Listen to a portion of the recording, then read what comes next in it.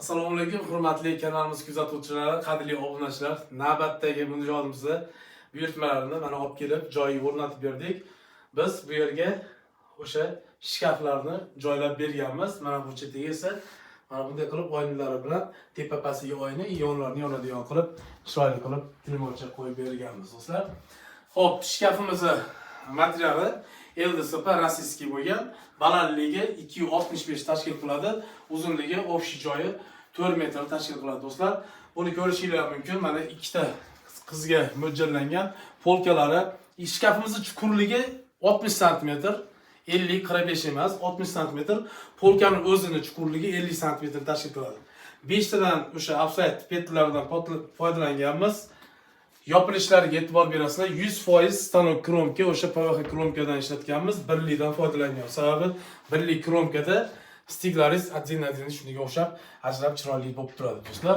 Mana bu yerni katta qilib mana shkaf qilib berganmiz. Tagiga o'sha ikkita polka qo'yganmiz. 3 ta nimasidan foydalansa bo'laveradi. Tepasiga shkafi o'sha avvalgi turbadan foydalanganmiz, do'stlar. Eshiklarni yopilishiga e'tibor berasizlar.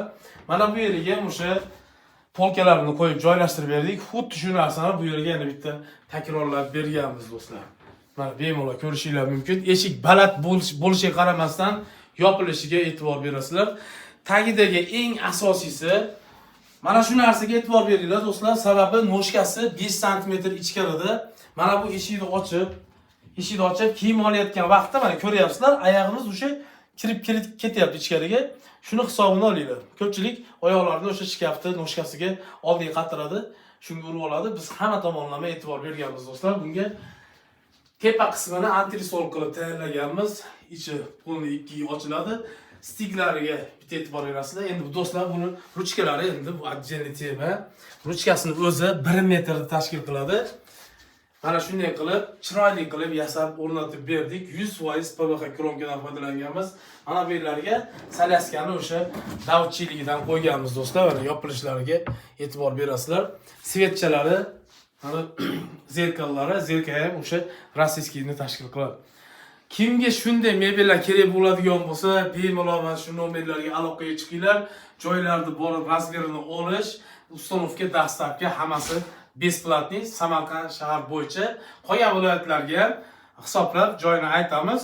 Yo'l kirasiga, yo'l xarajatiga отдельный kelishib, olib borib xuddi shunday qilib, chiroyli qilib o'rnatib beramiz, do'stlar. Sizlar bilan Yevro Mebel bo'ldi. Yana navbatdagi ishlarimizni kuzatib boringlar. Yangi yilgacha xudo xolasa juda ham chiroyli ishlarimiz ketma-ketlikda qo'yib boramiz. Bundan ham yaxshi, bundan ham sifatli, bundan ham zo'r narsalar qo'yamiz. Hali oldinda hammasi. Faqat kuzatishda davom etinglar. Sizlardan bitta like, qolgani xizmatimizga o'zingizlar baho berasizlar. Fikr va mulohazalarni kommentariyada albatta kutib qolamiz. Demak, sizlar bilan yana YouTube orqali ko'rishguncha xayr, sog' salomat bo'linglar.